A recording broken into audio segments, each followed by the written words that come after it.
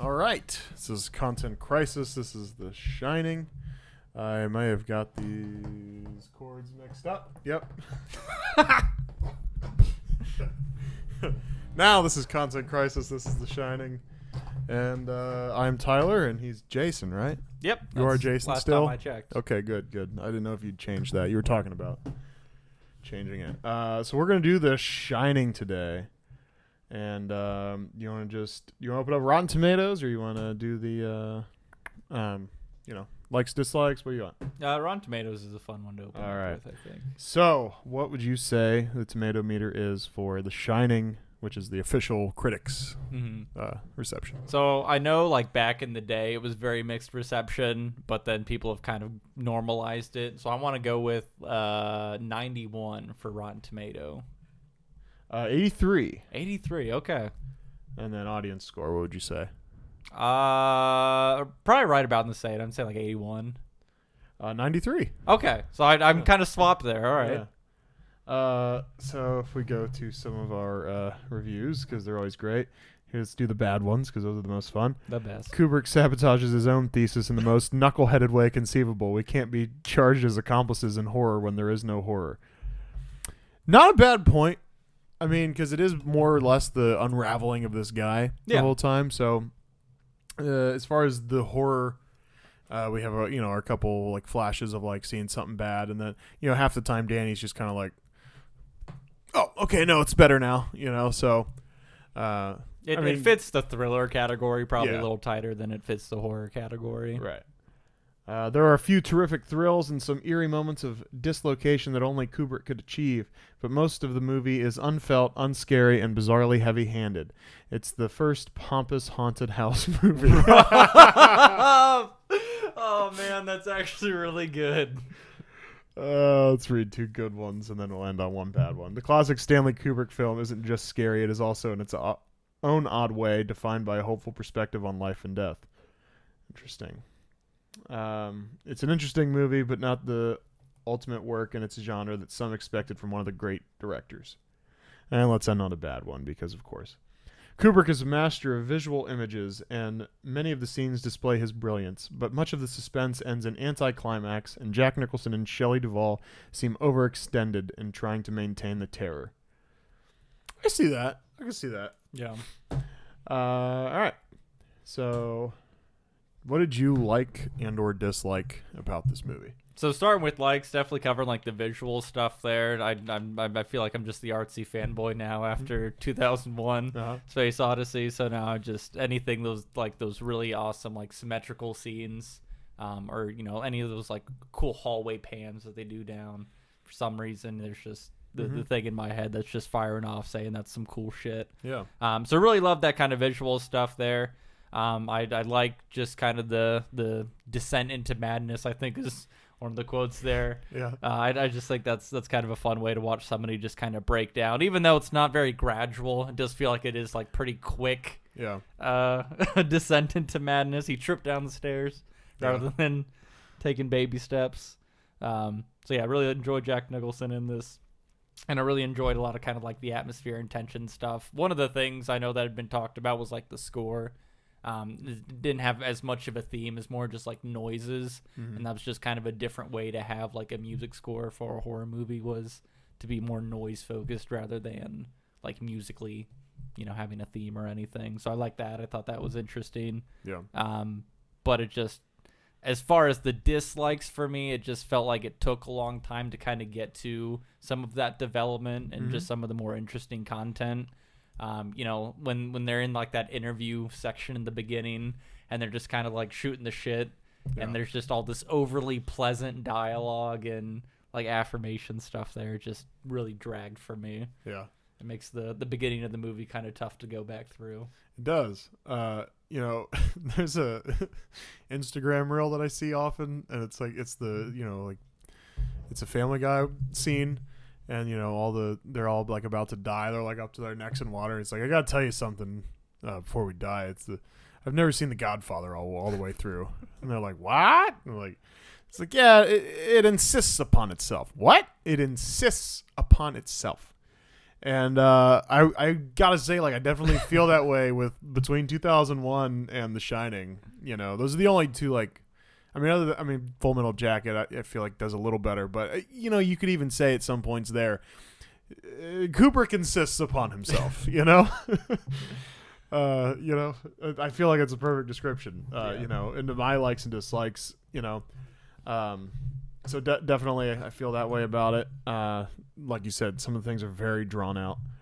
And I think that's just his style. What I like is, you know, I love the concept of the movie. You know, like a great, you know, I don't know how, you know, like the original writer, like the book or anything like that, you know, did this, but just the idea of, I love, you know, something like this thing that there's usually a bunch of people and now it's just us. Yeah. You know, that has always been a cool idea to me. You always think about, like, you know, when like a school when it's closed. Yeah, you know, it's you can a run little down the hallways. spookier, weirder when. Yeah, and you just get free reign on everything. You know, so like in all winter when it's like shit outside and you just get to do all this fucking goofy shit inside. Like, I think that's fun. And I love winter settings. Like, I don't know, for whatever reason, I just like that in a movie. Remember that Predator visually. movie that should have been in the the winter? thing we talk, and like an AVP like kind of did it, but they ruined it. So, I feel like that's, yeah. Oh, and my favorite quote from this movie is the way he refers to Wendy's as the old sperm bank upstairs. Yeah, I was like, boy, is that fucked up. Yeah, that's kind of my likes and dislikes. Sure. What'd you have for your bad trailer? So, bad trailer, I wanted to frame this to where it was Jack just like very much like a regular staff member. So it's just like all kind of like the happy scenes where it's like the gold room's actually filled with people and it's like the party. Yeah. So it's just all these kind of like happier, more casual, upbeat kind of things. And it's just like, you know, I'm thinking almost, what's that monkey movie where it's like the monkeys at the hotel? You remember that? It's like a Disney movie. Yeah. I think it's like Dunstan. Think of it, yeah. But it's like that, you know. It's like he's just like an employee that works at the hotel, and it's just like kind of all the upbeat, more casual scenes of just like this dude bopping around, and then like the quick cut of him like accent opening the door and being crazy, and then back to the normal stuff there. Yeah. Like just the hint of chaos in it. Yeah. Yeah, and if you do it right, it's almost like, you know, someone could be, you know, you could almost advertise it as someone's like trapped in there or something. Yeah. You know, like maybe the lady, you show like the lady in the bathtub or something for whatever, like maybe you imply she's trapped and he's trying to axe the door down. Like save her kind of thing. I don't know. If you do it right, like we could make man, if we had way more spare time on our hands, like I feel like we could just like sit down and just make like completely misleading trailers. Like I know in the way that, like, you know, the whole reason we talk about bad trailers is because, you know, some movies you literally see a bad trailer and it's like, wait, they made it seem like it was a little more about that. But I want to make like literally completely misleading trailers. Subvert all expectations. That would just be fantastic. I wish I had like so much more time on my hands. So I have one that I think's really good. You know, my first route I thought was like kind of just the obvious thing of like, you know, the ad for a resort, you know, and because we've done this a couple times, like an ad for like a nice thing. Come on down to the Outlook Hotel. And the frustrated narrator when like they have clips of like, you know, murders happening in there. That's not usually there. Yeah. Which is I thought we cut those out. Sorry.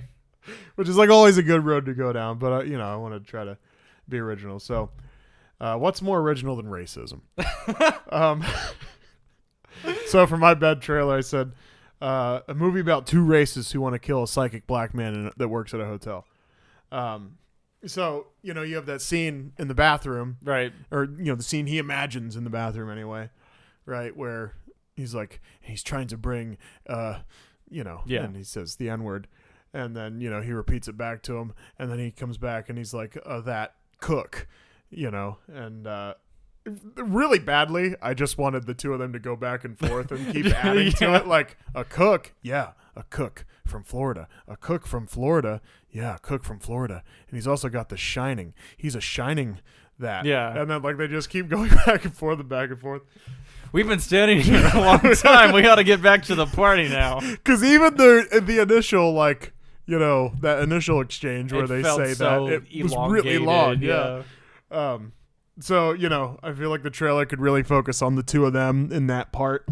And then, like, you could have scenes of, like, Halloran being, kind of happy and being good with Danny, And then you just have, the scene of Jack when he's watching Wendy and Danny play outside. And he's got that kind of 1,000-yard stare going on where he's just looking out the window like that, looking through his eyebrows.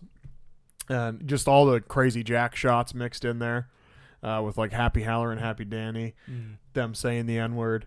And then, like, you might get, like, one shot of, Jack jumping around the corner with the axe, before he kills him, but you can't just give away the ending in the trailer, right? So it's just kind of, yeah. Yeah. So just idea came to me when you're talking about the 1,000-yard stare. We do get a lot of scenes of just Jack kind of, like, staring off into the distance or being kind of in this daze. Yeah. So we could just frame this as, like, this is like a mental health hospital kind of thing. Jack is just, like, institutionalized, getting treatment kind of thing. Yeah. And then, like, Wendy and Danny are, like, the, some kind of mental health aides. Yeah. He's just holding on to Danny, hugging him sideways real awkwardly and talking to him all weird. Danny's kind of like the emotional support dog they have in bit, hospitals. right? They bring the dog around all the patients. Hey, the dog, Yeah, that'd be fun. So for bad summary, I have a movie about a man whose alcoholism is so bad that when he imagines drinking, he falls off the wagon. Oh, that's pretty good. I had man uses unconventional tools to renovate hotel. Yeah. And then I also had a mother and son attempt expert level maze. Nice. We got for bad casting. Bad casting. So I hate kids in horror movies in general, right? Like, Danny was pretty okay in this I thought he was good, but yeah. like I generally just hate kids in horror movies. So what I wanted specifically was Arnold Schwarzenegger to be Jack, just because in the hopes of Arnold Schwarzenegger just having more anger issues that he would punch Danny at some point throughout all this, just out of frustration. And I just really felt like this movie needed it. Yeah. And then just more for the funny approach, I really wanted Pamela Anderson as Wendy, just so we could get some, like, Baywatch running away scenes. Rule of a horror movie: did we see a pair of tits? No. What? We saw all kinds of tits. Well, I mean, yes, fake, right? What? That's a ghost. That's ghost tits. Oh, yeah, I see. It's not a real lady tits. It's fake ghost tits. It's spirit tits. You gotta have, like, I don't know. I guess we did kind of do it. I don't know. But you know what I mean? Like, we just needed... It went to horror, Yeah. Like, you need that... Because usually if there's the naked people, you have the killing consequence. Yeah. For the naked... The sin tax. Premarital sex is a sin, and you have to be punished for it. Yeah. So, I mean, I don't know. I guess... No, I mean, we saw the tits, but I don't know. Yeah. It was kind of like... We didn't get that scene to fruition. I don't know. Sorry. I ruined it. Go ahead. No, you're good. You're good. Those were my two. Oh, okay. No, I did literally ruin it then. I just made it end flat. Yeah, it's fine. Yeah, don't lie to me. I ruined it. You're the worst when I hate you. Thank you. I'm considering divorce now. All right. You're going to divorce your wife because you hate me? It was that awkward. So my bad casting, I chose a movie from 80 because, of course. Bad casting, I had... I basically just pulled everybody from Airplane. Okay. So let's get Leslie Nielsen as Jack, right. Of course, right? And then everything will just be silly, and it won't be a horror movie at all. But here's Leslie, Yeah. I'm thinking even just kind of the flatter delivery of everything, too. So it's like even like those high energy scenes is still just him like cool as a cucumber. Just, I'm not going to kill you. I'm just going to bash your brains in. Walking upstairs. Yeah, that's great. My favorite's like at the bar where, she comes up to him after he's hallucinating. Like, Wendy, are you out of your fucking mind? And I just want to see Leslie Nielsen. Wendy, are you out of your fucking mind? Just that dry. It was great. So good. So as long as we're using Airplane, right? Let's use Joey, the kid from Airplane. His name wasn't in the cast list. I couldn't find it. So maybe that was his only role as an actor. Because that kid's probably not ready for that role. Although no kid's really ready for a horror movie role. So whatever. Yeah. And then we got I said Julie Haggerty, the girl who plays Elaine. Let's just make her Wendy. Sure. And then let's throw Kareem Abdul-Jabbar in there as Halloran, because let's just have this 7-foot dude walking around and Why just be not? funny. Yeah. So. No, that's pretty good. Yeah. My first thing here on The Shining is what are our rules for this movie, right? Because I feel like a horror movie, we got to have some sort of set of parameters, for what our rules are. Sure. So with this movie, for Halloween example, the rule is okay, so Michael Myers has the powers of the Samhain cold or whatever, and that's why he gets back up. He's just pure evil itself. Yeah, you can't can't really kill him, and until they throw him in a fucking grinder in the last movie, for the 4th time. Sure. Halloween ends again. The ending. Yeah. 2. 2. So what are our rules here? Because we're on haunted hotel vibe, Right. but we're also on ghosts kind of that strangle kids and that open doors for Jack to go kill and tell Jack to go. So is that schizophrenia? Because you can't just write it off as schizophrenia because the ghost opened the door for Jack, right? Yeah. So there's some sort of haunting. There is guaranteed supernatural spirits and stuff in it. And this is a thing that the book probably does a better job at kind of elaborating that there's more of that supernatural element to it. Mm-hmm. But yeah, 100% either the hotel itself is basically a character, with those spirits inside of it that it's kind of manipulating for some kind of thing, or there's just a bunch of spirits free reign and doing shit for fun. And we have this thing called The Shining. The Shining. With, why'd you say it like Connery? I don't know. You know what? Again, Jack is Connery. Fuck it. Or Connery is Jack, whatever. We have this thing called The Shining that Danny and Halloran have, right? What does that fall into? Is that supernatural? Is that more of a psychic thing? It's more psychic because it's a bit of clairvoyance, right? Because Danny was seeing the future. So is clairvoyant and supernatural? Are we it's kind of in the same parallel? category? Yeah. So are we just saying the rule for this movie is clairvoyancy, haunted stuff, everything? Just it's all real. Is that our one rule? Just ghost stuff. Yeah. Real. Well, and I would say that just because one of the details they gave us too is that the hotel was built on an Indian burial ground. Right. And we all know that. We don't know why we know that. Yeah. But we know for some reason if you build anything on an Indian burial ground that it's haunted. Right. That's just an inherent thing. So. Yeah. And that's why I kind of think this part of that is the hotel itself is just a cursed object kind of thing. Right. Yeah. And so I was kind of reading something earlier that said when the blood spills into the hallway or whatever, that it could be all the people that died here, or it's just it represents the blood of all the Indians that it was the burial ground. And not only that, but they said they had to fight off Indians when they were building the place way back in the day. Yeah. So it's just interesting. So we're throwing The Shining in with the supernatural elements, and so that's where I would put our parameters for the movie. Yep. And apparently the ghosts can open the door. Yep. And strangle kids. Yeah. Well, it's because I think these are physical ghosts. I think these are active ghosts. They don't just watch shit happen and do stuff. They manipulate things, both in your brain and then as the physical world as well. Right. All right. What you got? Yeah. So one of the things I kind of touched on right there is can we treat the hotel kind of as a character in the story, its own kind of separate character in addition to Wendy and Jack and Danny? Mm-hmm. Because I think about there's a lot of screen time that's spent with all these characters kind of by themselves, and I think that kind of drives home some the isolation stuff, kind of like you talked about being out of school and completely empty kind of thing by yourself. There's some spooky value there.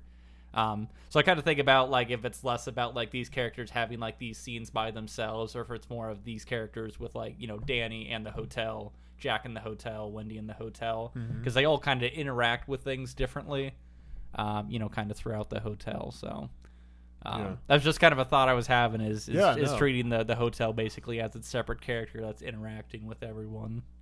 Yeah, that makes sense. And, so definitely kind of a factor with Danny the whole time, right? Because he sees the girls in the hallway. He sees, the blood, and, 237 door opens and he gets strangled, right? So it's the whole time it's a factor for Danny. Yeah. Jack, it becomes a factor. And that's where he's like coming at his wit's end. Yeah.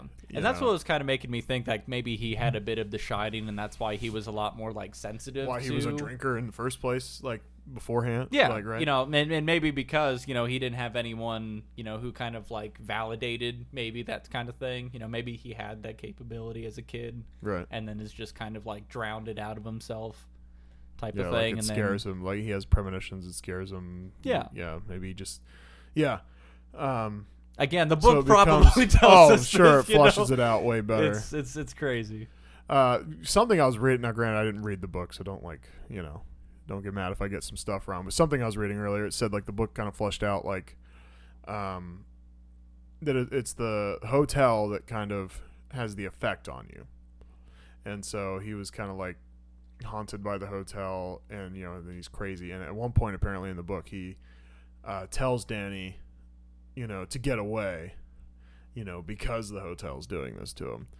And apparently there's like I think it's Dr. Sleep was also a book, I want to say. Because I know they made the movie.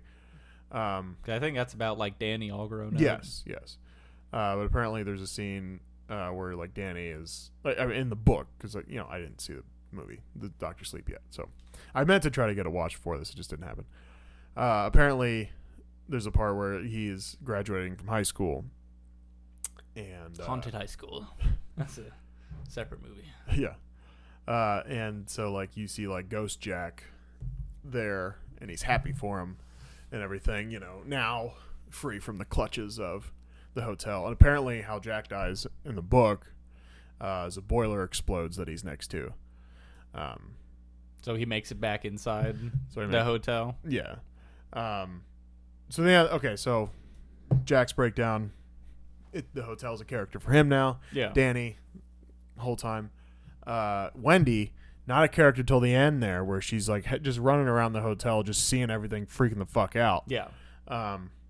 And so like it's basically the thing you talk about in a lot of these things, like what we were talking about in like Temple of Doom and a couple other things that I'm not remembering off the top of my head. Sure. But that the power of like believing in it. Oh yeah. Gives it the power to do something, right? So maybe all these oblivious people are running around just going like, what are you talking about? This is not place isn't haunted or whatever. But these people, so I guess once you get to the point where your mind kind of breaks, right? Because that's what happens at the end. There's some extra shit going on. There's some that's what happens at the end. Activities. Is Wendy doesn't have any weird experiences the whole time. But then the whole strangling thing with Danny happens, and so she's just not getting any sleep, and she's like freaking out about Jack. Yeah. And so now she's just like at her wit's end, and so now she's like starting to see things. Which really brings the other question, like, are these people just all fucking crazy? Yeah. Did she maybe not even really lock Jack in the fucking dry storage room? But then why wouldn't Jack have been able to get it out right away? Because they're all fucking crazy. Yeah. Mass hallucination kind of thing. Yeah, I don't know. Maybe they were all outside the whole time. Maybe there is no Overlook Hotel. Maybe they're just on an Indian burial ground and things are getting real just weird. Playing in the dirt. I found an arrowhead. Anyway, it's a very interesting thought. Which would lead me into my next point of Jack doesn't really seem like the hardest guy to really break down mentally. No, it didn't take him long. He looked like he showed up broken down. I think I was doing the counting here on the days, and I mean, so they say 1 month later, and then he's immediately spicy, and he's already kind of like Wendy. He's back talking to Wendy a little bit or whatever. Which, by the way, like on the way there, when it's just the three of them in the car. Didn't seem too happy to be with them anyway. No, he does not like his very, family. Yeah. Now, granted, 3.5 hour car ride, I think, is what he said, so. But there's the other part there where he seems like they definitely tell you, hey, he's unhappy. Yeah. Because, realized I had a flash drive in my pocket there. Danny's like, oh, don't worry. I saw all about cannibalism on the TV. And he's got this kind of like, see, yeah, it's fine. He heard about it on the TV. That's what you let him do all day, right. Stupid wife. Yeah, and it even comes out there like when he's chasing her up the stairs, walking. Granted, but it's like you've had your whole fucking life to think everything over. What good's another couple minutes gonna do you? What a call to action from Jack. If that doesn't motivate you, I don't know what will. I just love her that scene where she's like, I'm just confused. Very easily rattleable there. Yeah, no, I mean she is like super meek, super feeble. But I do love the whole as a broken down person, just be like, I don't know, I just need a minute. How long did it take her to come to the conclusion to even come talk to him anyway? Yeah, she's there smoking all night. Never, just go down the mountain. It's like this is a pretty simple conclusion you can come to. Right. We're gonna drive down the mountain with Danny and the snowcat, and if he doesn't want to come, he doesn't want to come. But it took her hours. Yeah. But yeah, Jack. I mean, so. I don't know how many days passed because, it says a month later, then it says Tuesday, and then, they keep going another day, so I got it to 40 days. It might be more, but it only took 40 days for this guy to really have a real, mental collapse. Yeah. How weak of a will do you have to have for, a month of hanging out with your wife and kid that you're like, I guess I'll axe them to death. Yeah. Yeah, he's like, and it's funny when you've because you even know going in, it's like, all right, well, this guy's gonna have a breakdown because the biggest meme in the world, not meme, but the biggest, most replayed scene from a movie on the internet might be, in the context of anybody talking about movies, might be him poking his head through the door. Here's Johnny. Yeah. That might be the most replayed scene on the internet when just talking about Jack Nicholson or a horror-ish movie. Yeah. Anything like that. So at some point, it's almost one of those things where the internet ruins things for you, and you're just kind of sitting there the first time you watch it. When I watched it was just kind of you're just tapping your foot, kind of where's the snap? Where's the snap? Where's Johnny? And then he's like, here's Johnny. And you're like, okay, there he is. There he is. We found Johnny. I found Johnny. The 1 hour, 48 minute mark. Yeah. So, Anyway, that one really wasn't a talking point. It's just me droning on for a little bit. No, so anyway, what it's do you got information. Now's my turn to drone on a little bit. Yeah. I want to talk a little bit about what I looked up, some of the book versus movie differences just in the characters themselves.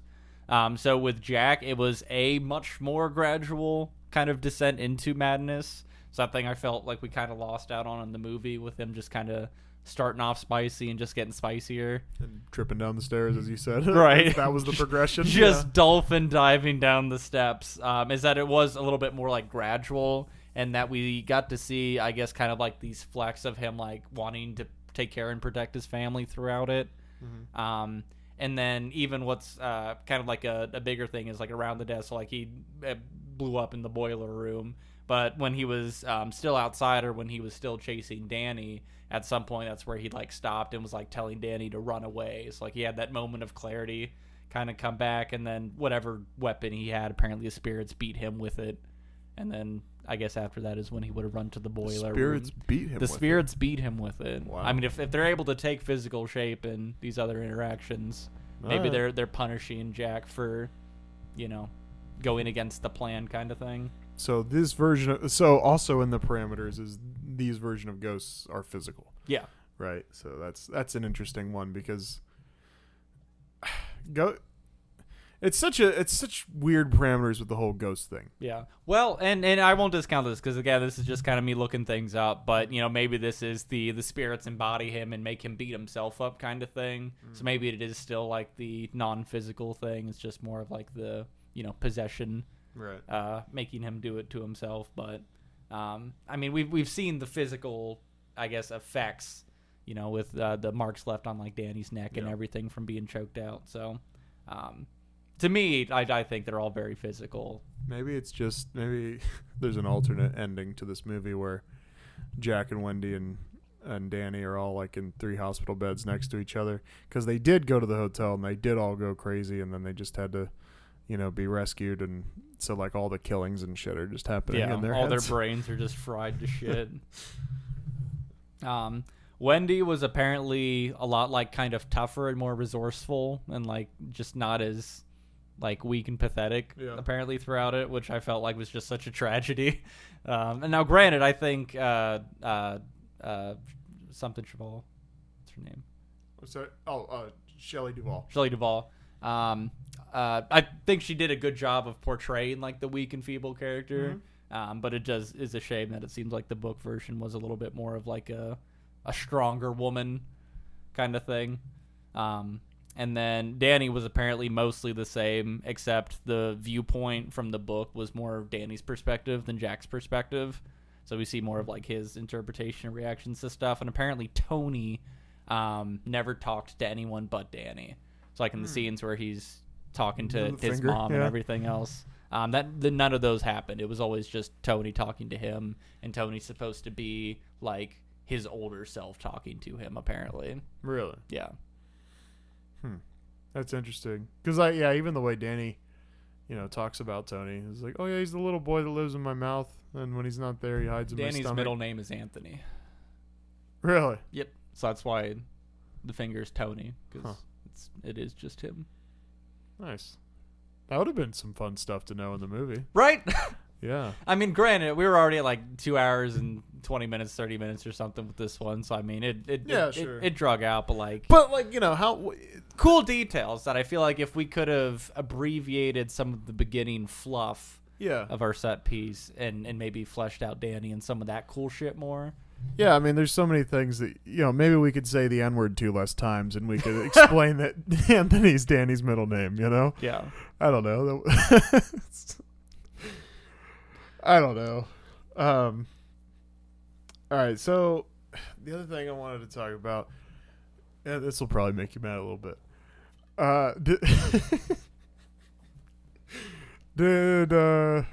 No, this is more of a joke than anything, but like it certainly seemed like when we're just following goddamn Jack up the mountain, driving there in the beginning. Yeah. It's like, did he just take the, all the, landscape shots from 2001: A Space Odyssey, remove the filters from them, and just I don't know. I hate that so much. But like, it's like either like he reused them or he shot even more outdoor scenes, or he just loves shooting outdoor landscape shots. Yeah. Oh man, that's too bad. No, but so I will say, on the. I am just kind of getting your goat a little bit on that, but I really like that movie, and I don't know why. No, make it harder than it needs to be. My favorite was when you came over here Tuesday, and I was watching the little documentary. That's only like I think a half hour long. If you got the DVD that Vivian Kubrick, his daughter, was making. About the making of The Shining, and she interviewed Jack Nicholson and Danny Lloyd and all that, Shelley Duvall, and she even interviewed I can't remember the name of the dude that played Halloran.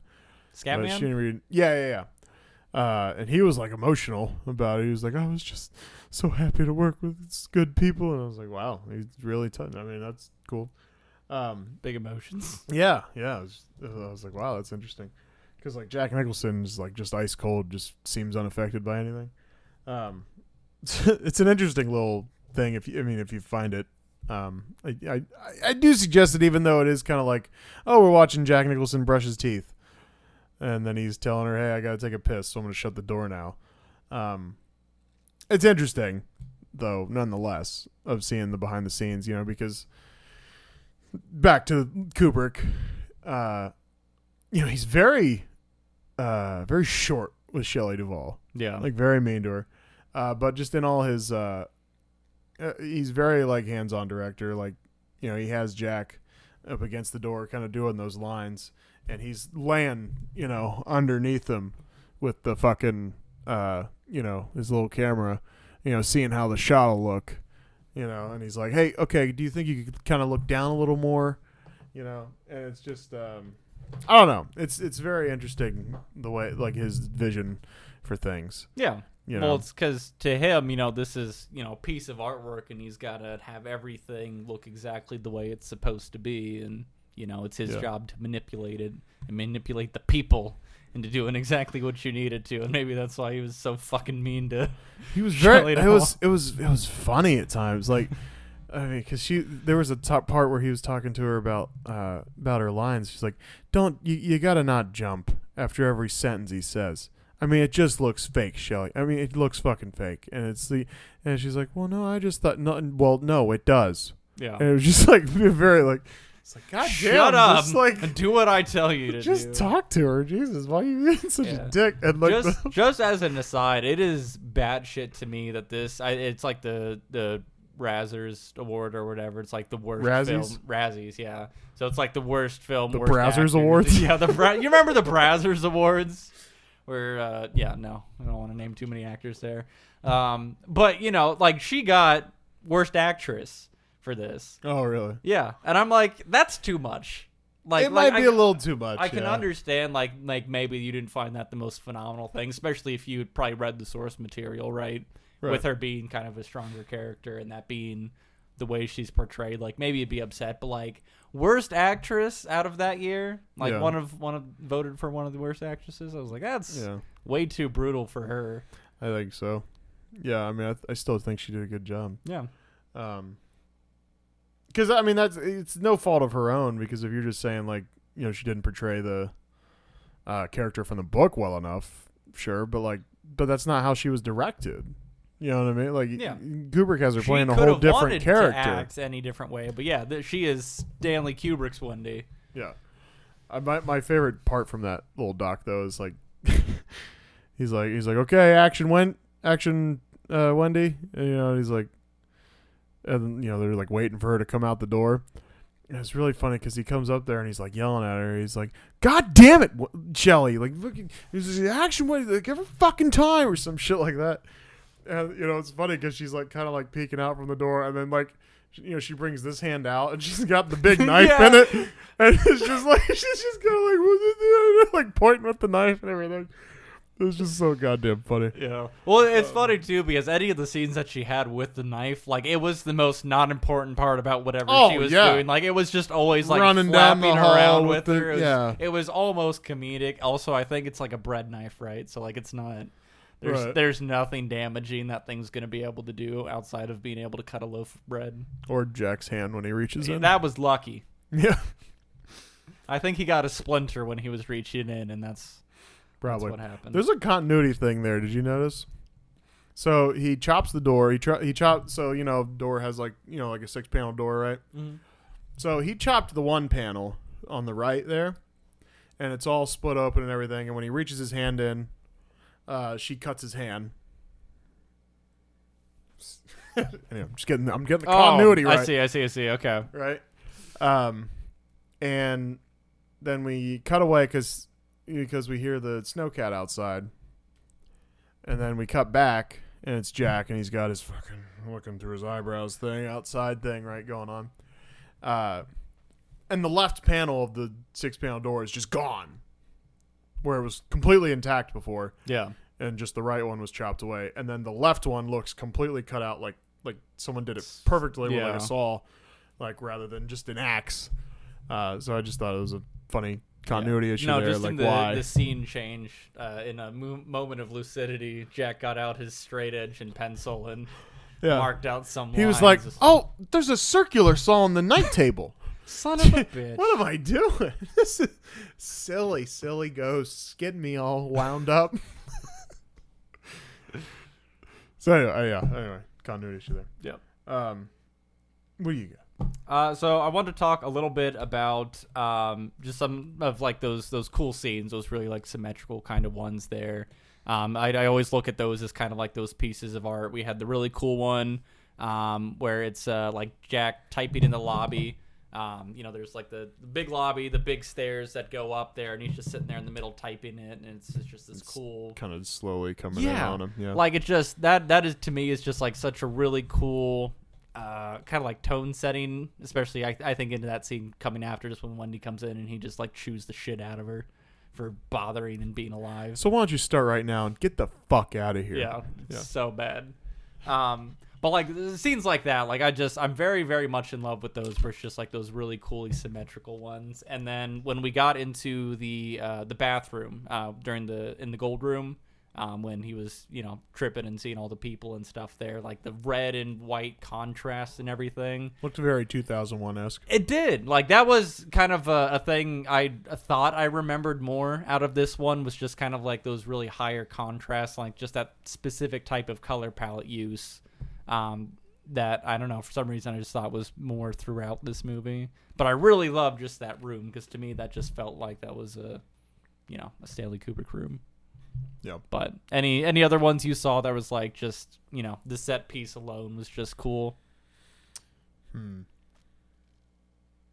Oh, the when Jack was looking down on the maze. Remember the diorama of the maze, and it's like this hugely zoomed out, and it's them. I thought that was so fucking cool. I was really waiting for, because we had this really slow pan in on the maze. Mm-hmm. I was really waiting for it to be like it would show back up to Jack. So it would be he is seeing like them walking around in there as kind of just like a little hint to the craziness going on. Mm-hmm. I was very much so waiting for that, but we didn't get anything like that. But that's interesting. Yeah, I honestly thought I thought since he was looking at it, I wondered if it would come back later. Like he remembers the layout. He just knows he knows the layout of the maze, and he would be able to trick Danny in there. I mean, I don't know. I guess I just don't see the artsy side of it quite as much. So, I mean, try to be more of a loser, Tyler. No, it's not a loser. Go rewatch 2001. I will not. Say 5 nice things about it. You can't make me. You can't make me. 5 nice things about it. Well, it ended. No, it's really not a bad movie. It just drives me crazy the way it was so fucking slow. It insists upon itself. It insists upon itself, Lois. Also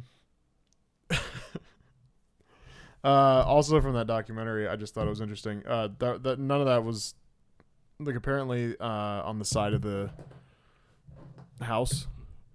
Did you just read my bigger note? Yeah, no, I really wanted you to see that out of context. That's why I wrote it larger. Go ahead. For context, I have the note dog sex abuse. And it will make sense later. I just really wanted him to see that out of context. Man. See if I could get him to break, and I did. In that little doc of Vivian Kubrick's, she said that salt, like all the snow was salt outside along the building where it was all kind of stacked up like that. So that was interesting. She said it was like mostly salt, like inside the hedge maze and stuff. It's a lot of salt. No shit.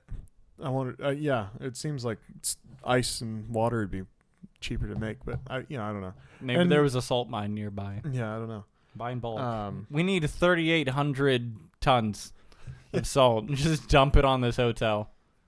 I'm sure we can vacuum it up later. Yeah. Fuck, what was I just say? Oh, something about.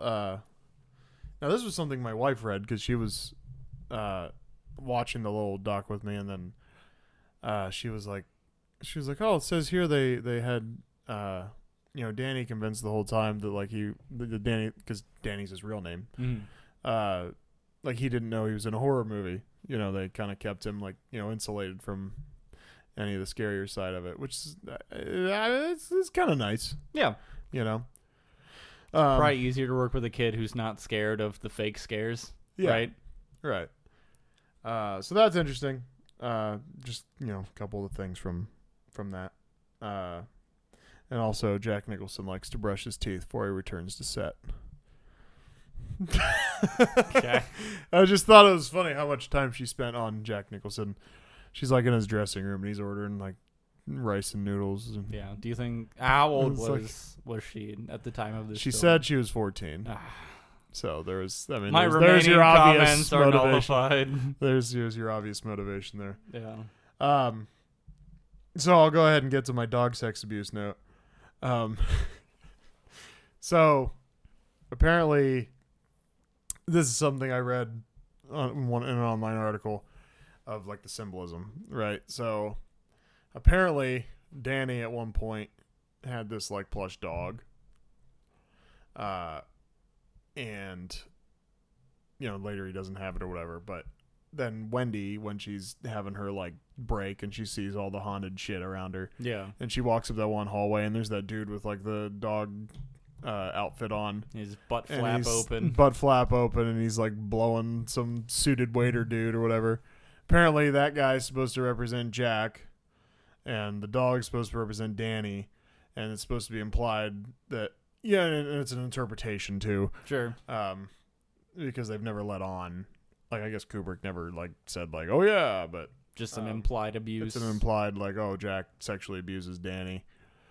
Like, when he was a alcoholic. Sure.